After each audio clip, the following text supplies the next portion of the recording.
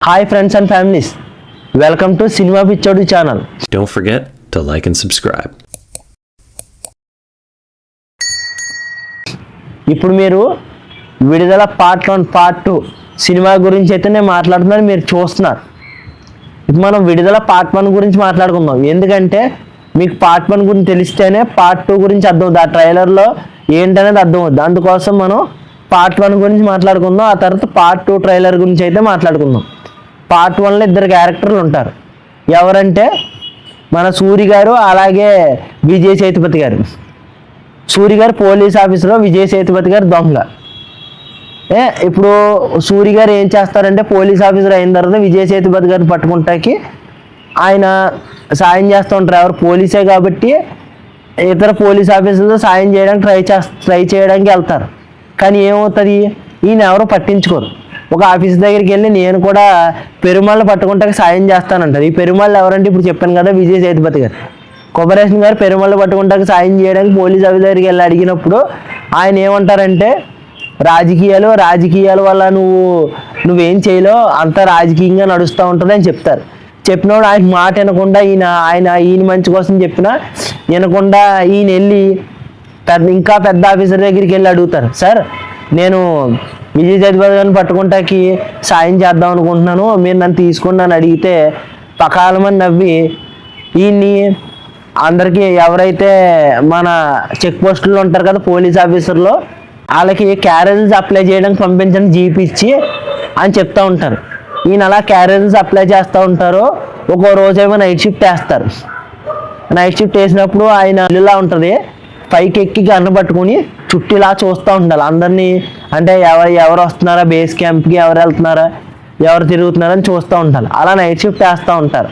పొద్దున మాటలేమో క్యారేజీలు పంపుతూ ఉంటారు. ఆయనకి విసుగు వస్తూ ఉంటుంది, ఎందుకు జాయిన్ అయ్యానా అన్నట్టుగాని. అప్పుడు పెరుమాళ్ళు ఎక్కడున్నా అక్కడ ఉన్నారని మధ్యలో పెరుమాళ్ళ విషయం తెలుస్తుంది. వెళ్ళిదారు పెరుమాళ్ళు అక్కడ ఉండరు, తప్పించుకుంటూ ఉంటాడు. ఈయన ఎవరైతే మన సూరి గారు ఉన్నారు కదా, కొమరేషన్ గారు, ఆయన క్యారేజీలు ఇస్తున్నప్పుడు మధ్యలో లవ్ స్టోరీ నడుస్తూ ఉంటుంది. ఒక అమ్మాయిని చూసి ఆయన ప్రేమలో పడుతూ ఉంటారు. పడినోడు ఆ అమ్మాయిని కూడా వీళ్ళందరూ తీసుకొచ్చి అక్కడ ఉన్న కొంతమంది ప్రజలను తీసుకొచ్చి పెరుమాళ్ళ కోసం చెప్పమని కొడతా ఉంటారు. బట్టలు ఇప్పించేసి కొడతారు.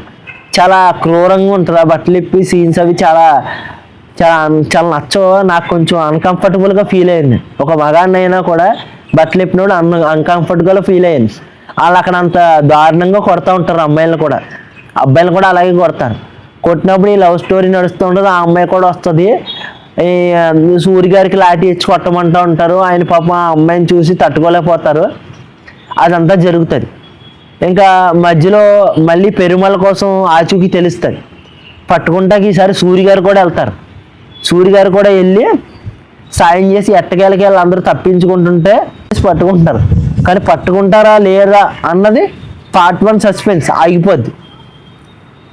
ఆగిపోయిన తర్వాత అక్కడితో పార్ట్ 1 కంప్లీట్ అవుతుంది. ఇది పార్ట్ 1కి స్టోరీ.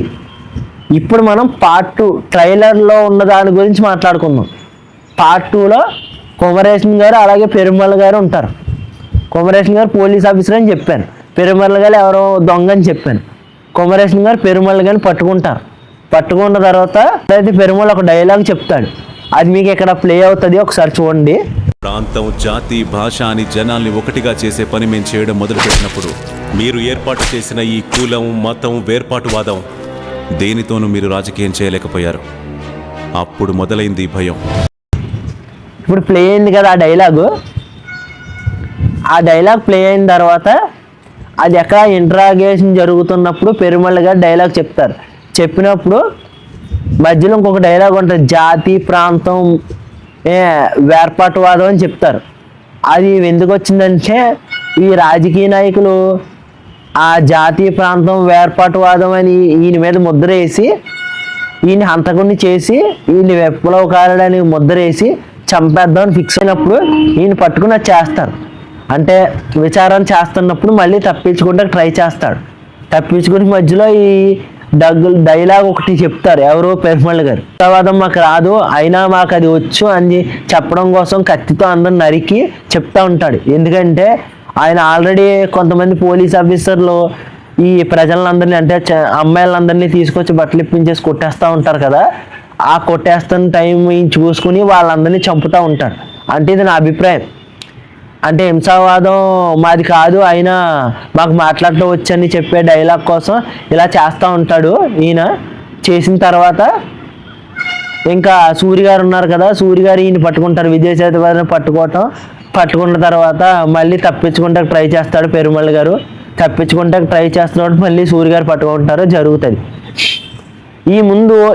ఈ తప్పించుకుని ముందు ఏం జరుగుతుంది, పెరుమాళ్ గారు అనుచరులు ఉంటారు కదా, ఆయన బేస్ క్యాంప్కి వచ్చి వాళ్ళ అనుచరులు బేస్ క్యాంప్ దగ్గరికి వచ్చి పెరుమాళ్ గారిని తప్పిద్దాం ట్రై చేస్తారు.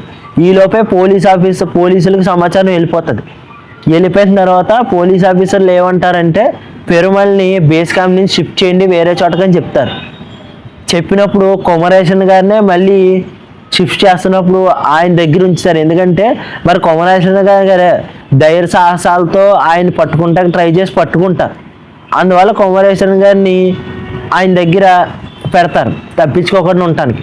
ఎందుకంటే గన్ ఫైరింగ్ బాగా చేస్తారు. ఇప్పుడు పెరుమాళ్ గారు అనుచరులు వచ్చారనుకో, ఈయన తప్పించడానికి ఈయన గన్ షూట్ చేసినప్పుడు ఖచ్చితంగా బుల్లెట్ ఆయన తగులుతుందని వీళ్ళకి తెలుసు కాబట్టి వీళ్ళు అంత మంచిగా పోలీస్ ఆఫీసర్ షూట్ చేయలేరు కాబట్టి అందుకోసం సూర్య గారిని సహాయం తీసుకుని ఆయన తప్పిస్తున్నప్పుడు పెరుమాళ్ గారు తప్పించుకున్న తర్వాత మళ్ళీ ఈయన పట్టుకోవడం అది జరుగుతూ ఉంటుంది.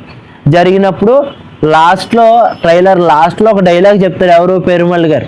లేని నాయకులే అభిమానులు సృష్టిస్తారు, అది అభివృద్ధికి ఏమాత్రం మార్గం అవదు. ఈ డైలాగ్ అర్థం ఏంటంటే ఎందుకు అభిమానులు సృష్టించుకుంటాడంటే ఆ అభిమానులు మనం ఏం చెప్తే చేస్తారు. అది చేయటం వల్ల ఏమవుద్దంటే అది అభివృద్ధి జరగదు, ఏమాత్రం జరగదు, తోడ్పడదు, ఏమవుదు. ఎందుకంటే నీ అభిమాని నువ్వేం చెప్తే అదే చేస్తాడు, కానీ అది అభివృద్ధి కోసం అవ్వదు కదా. అంటే అభివృద్ధి చేయలేవు, నువ్వు అభివృద్ధి చేయవు, నీ కోసం వాడిని ఉపయోగించుకుంటావు, యూజ్ చేసుకుంటావు. అభివృద్ధి కోసం కానీ అభిమానం కోసం కానీ చేస్తాడు, అభివృద్ధికి ఎటువంటి సాయం చేయడు. అందుకే సిద్ధాంతం లేని నాయకులే అభిమానులు సృష్టించుకుంటారు, అది అభివృద్ధికి ఏమాత్రం మార్గం అవదు. ఇది